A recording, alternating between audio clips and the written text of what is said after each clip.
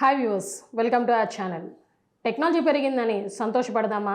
Misuse చేస్తున్న టెక్నాలజీని చూసి బాధపడదామా? తను ప్రేమించిన అధ్యాపకుడు తనను ప్రేమించలేదని అధ్యాపకుడి ఫ్యామిలీ ఫొటోస్ తీసి మార్ఫింగ్ చేసి వెబ్సైట్లో పెట్టి ఒక యువతి మిస్యూజ్ చేసింది. ఈ విషయాలేంటో ఇప్పుడు మనం తెలుసుకుందాం. Hello sir. హలో అండి. టెక్నాలజీ డెవలప్ అయినందుకు చాలామంది చాలా విధాలుగా సంతోషపడుతూ ఉన్నా కొంతమంది దాన్ని ఎంతో భయంకరంగా మిస్యూజ్ చేస్తున్నారు.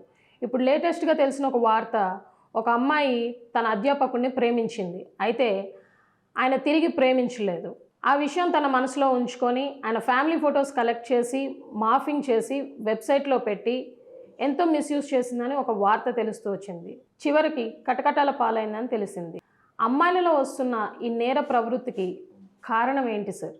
దీన్ని మనం ఏ కోణంలో చూడొచ్చు? నేను సైతం మేము సైతం అంటూ మహిళా లోకం ముందుకొస్తుంటే చాలామంది ఆనందపడ్డారు, సహకరించారు. నిజమే కదా, వాళ్ళు కూడా రావాలి కదా, అన్ని రంగాల్లో ముందుండాలి కదా, ఆకాశంలో సగం కాదు పూర్తిగా వాళ్ళే ఉంటే బాగుంటుందేమో. ఎందుకంటే స్త్రీ అంటే ఓ చల్లదనం, మంచి పాజిటివ్ ఎనర్జీ అనేది అందరికి కూడా పాజిటివ్ థింకే ఉంటుంది. ఇదంతా ఒకవైపు అయితే మేము సైతం అంటూ ఇంకొక వర్గం నేరాల్లో కూడా పురుషుల కన్నా అధికంగా మేము ఎందుకు కాకూడదు అనుకుంటున్నారేమో. ఈ రోజుకు ఈ వార్తలు వింటా ఉంటే ఒక్కొక్కసారి గుగురుపాటు వస్తుంది. ఎందుకంటే ఇప్పుడు జరుగుతున్నటువంటి క్రైమ్లలో ఎక్కువ లేడీస్ పాత్రలు కూడా ఉన్నాయి. అసలు క్రైమ్ అయితేనే మగువ అండ్ మనీ, మందు ఇవే ఉంటుంది. జనరల్గా మా క్రైమ్లో ఎలా ఉంటుందంటే, మీ క్రైమ్ జర్నలిస్ట్లో ఉన్నాం కాబట్టి అక్కడ ఏదైనా మర్డర్ జరిగినా, నేరం జరిగినా అయితే మగవ గురించో, మందు గురించో లేదా మనీ గురించో ఉంటుంది. ఈ మూడు తప్పించి ఇంకో క్రైమ్ అనేది సహజంగా ఉండదు. ఏదో క్షణిక విషయంలో ఎక్కడొక్కడ ఏదో జరిగినా కూడా పూర్తిగా ఈ మూడింటి చుట్టే ఆ క్రైమ్ అనేది ఉంటుంది. అయితే ఇప్పుడు అదే మగువ తానే క్రైమ్ అవుతుంది, ఆమె క్రిమినల్ అవుతుంది. ఎందుకంటే తరచూ రోజు ఒక వార్త చూస్తూనే ఉన్నాం. ఇల్లీగల్ కాంట్రాక్ట్ అడ్డం వస్తున్నటువంటి సంతానాన్ని చంపినట్టు విన్నాం. లేదా పెళ్లికి ముందున్నటువంటి లవర్ కోసం పెళ్లి చేసుకుని అమాయకుడైనటువంటి భర్తని తుదముట్టించడము, తను శాశ్వతంగా లేకుండా చేయాలని ఎత్తుగడ లేయడాలు, ఇట్లాంటివి కూడా చూస్తూనే ఉంటాం. సీరియల్ ప్రభావంతో తన బాయ్ ఫ్రెండ్ని కోసం తన భర్తనే చంపి బాయ్ ఫ్రెండ్ ప్లేస్లో ప్లాస్టిక్ సర్జరీ ఏదో చేసేసి ప్రియుడిని పెట్టే ప్రయత్నం చేయడం, అది కాస్త బెడిసి కొట్టడం కూడా మనం చూసాం. అంటే ఇవన్నీ చూస్తుంటే అంటే టెక్నాలజీ ప్రకారం కాలానుగుణంగా అన్ని మార్పులు ఎలా వస్తున్నాయో, స్త్రీలు ఇంట్లో నుంచి బయటకు వచ్చి ఉద్యోగాలు చేస్తున్నారు, సైంటిస్టులు అవుతున్నారు, ఎయిర్ హోస్టెస్ అవుతున్నారు, పైలట్స్ అవుతున్నారు. ఏ రంగం అని లేదు, అన్ని రంగాల్లో రాణిస్తూనే ఉంటున్నా కూడా ఇప్పుడు ఒకవైపు నెగటివ్ సెక్టర్లో అంటే క్రైమ్లో ఉంటున్నారు. లేదా వాళ్ళు ఇట్లా పబ్ కల్చర్లను, లేకపోతే ఫ్యాషనేట్ కల్చర్ అని పేరు మీద వాళ్ళు డ్రగ్స్ వాడడము, వాళ్ళు డ్రింక్ చేయడం, వాళ్ళు స్మోక్ చేయడం, ఈ కల్చర్ ఎక్కువైపోయింది. ఈ సంఘటన చూస్తే ఇది హైదరాబాద్కు జరిగినటువంటి రీసెంట్గా జరిగిన సంఘటన. ఆమె పేరు ఎడల్లో ఉంచుకొని, అంటే ఎదురొస్తే ఒక స్త్రీ అంత ఈజీగా పేరు చెప్పకూడదు కాబట్టి, ఆమె అనంతపురం జిల్లాకు చెందినటువంటి 24 ఏళ్ల యువతి ఐఏఎస్ కోచింగ్ కోసం అని చెప్పేసి హైదరాబాద్కి వచ్చి కోచింగ్ సెంటర్లో కోచింగ్ తీసుకుంటూ సార్ చెప్పేటువంటి పాఠాలు వినాల్సినటువంటి ఆమె సార్ అంతరాల్లోకి వెళ్ళి ఆయన అట్రాక్ట్ అవ్వడం. సహజంగా అది వయసును బట్టి అవుతుండదు, తప్పేం లేదు. దానివల్ల చేయకూడదని లేదు, అది చేయడం తప్పు. అసలు గురువుని గురుస్థానంలో చూడాలనేది నిజం.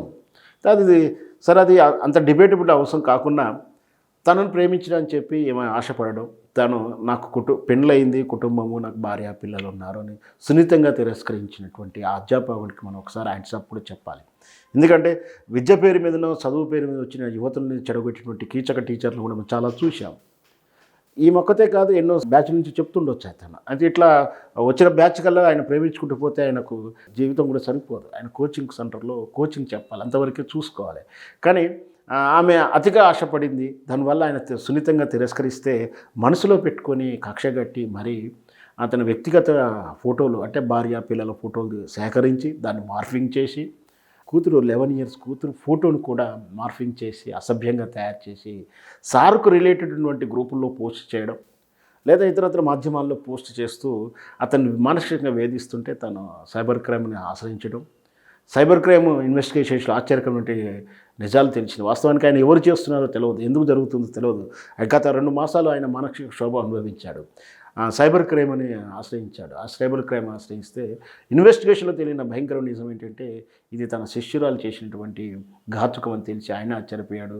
పోలీసులు కూడా దిగ్భ్రాంతి చెందారు. ఎందుకంటే ఒక మహిళ 24 ఇయర్స్ గర్ల్ ఈ విధంగా ప్రేమించలేదని అతన్ని కక్ష సాధించడం అది ఎంతవరకు కరెక్టు? ఇట్లా విపరీత ఆలోచనలు ఎందుకు వస్తున్నాయి మరి ఏంటో కానీ ఇట్లా యువతలో ఇలాంటి ఆలోచన రావడం నిజంగా విచారకరం.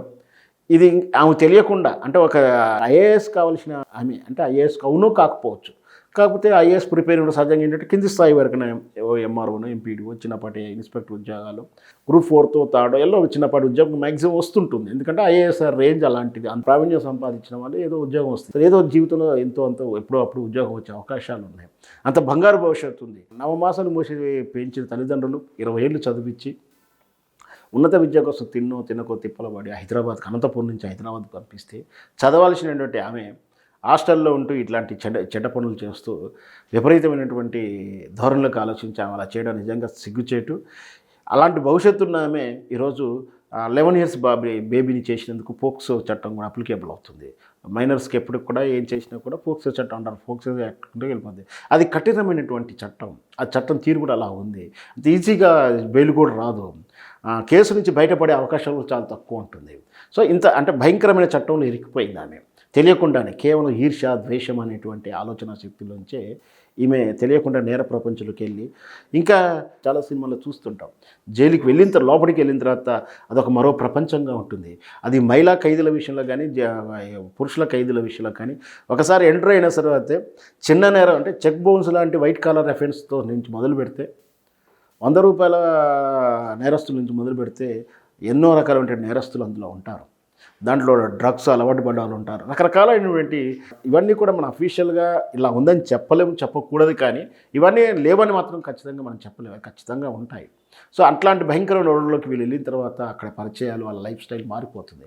అది చూసిన తర్వాత వీళ్ళ జీవితం మీద వీళ్ళకి విరక్తి కూడా వస్తుంది ఒక్కొక్కసారి.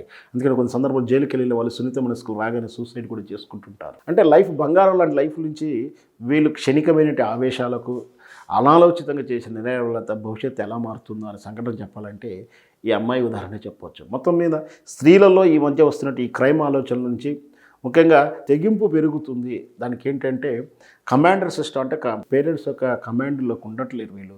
హాస్టల్లో పెరగడం కానీ, లేదా మాకు అన్నీ తెలుసులే కూడా అహంకారం ధోరణి, పేరెంటింగ్ విషయంలో పేరెంట్ కేర్ చేయకపోవడం, లేదా వాళ్ళు బిజీగా ఉండడం, పిల్లల ఆలోచనల శైలిని తెలుసుకోలేకపోవడం, ఇవన్నీ వెరసి ఈ యువతలో ఇలాంటి ఆలోచనలు పెరుగుతున్నాయి. అందున స్త్రీ మనస్తత్వం చాలా లేతగా అంటే ఈజీగా మోల్డ్ అవుతుంది. కోపమైనా ప్రేమైనా ఏదైనా చెప్పినా ఈజీగా మోల్డ్. అలాంటి వాళ్ళకు కొంచెం ఇట్లాంటి విషయాలు కొంచెం హర్ట్ అవుతుంటారు. ఇలాంటి విషయంలో వాళ్ళ కౌన్సిలింగ్ అవసరం, లేదా సమస్యను తల్లిదండ్రులు చెప్పుకోవాల్సిన అవసరాలు ఉంటాయి. తల్లిదండ్రులు చెప్పితే వినే టైం కూడా వాళ్ళు ఉండకపోవచ్చు, తల్లిదండ్రులకు చెప్పాలన్న ఆలోచన కూడా వీళ్ళకి రాకపోవచ్చు, లేదా ఒక స్నేహితుడికి చెప్పాలనో లేకపోతే ఇంకెవరైనా కన్సల్ట్ అవ్వాలనే ఆలోచన కూడా వీళ్ళకి రాదు.